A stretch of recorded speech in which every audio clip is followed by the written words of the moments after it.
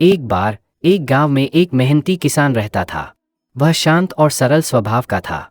लेकिन उसी गांव में एक धनी व्यक्ति था जो हमेशा उसे अपमानित करता और उसके काम का मजाक उड़ाता। एक दिन वह धनी व्यक्ति खेत में आया।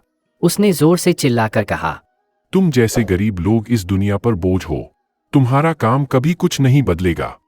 किसान ने उसकी बात का कोई जवाब नहीं दिया। वह बस चुपचाप अपना काम करता रहा। यह देखकर धनी व्यक्ति और गुस्से में आ गया।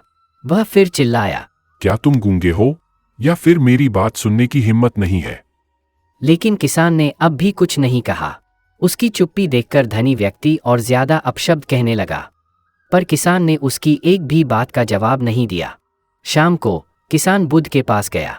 उसने पूरी घटना सुनाई और पूछा, भगवान, मैं चुप था, लेकिन मेरी चुप्पी से वह क्यों नहीं रुका? बुद्ध मुस्कुराए और बोले, पहले मुझे यह बताओ, जब वह तुम्हें अपमानित कर रहा था तब तुम कैसा महसूस कर रहे थे? किसान ने कहा, मैं महसूस कर रहा था कि वह अपने गुस्से का शिकार है। उसकी बातों से मेरी शांति भंग नहीं हुई। बुद्ध ने सिर हिलाकर कहा, सही कहा तुमने उसका गुस्सा स्वीकार ही नहीं किया। यही तुम्हारी असली शक्ति है।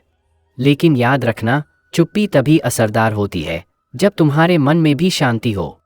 बुद्ध ने आगे समझाते हुए कहा, सोचो, अगर कोई तुम्हारे पास जहर लाए और तुम उसे न लो तो वह जहर किसे नुकसान पहुंचाएगा।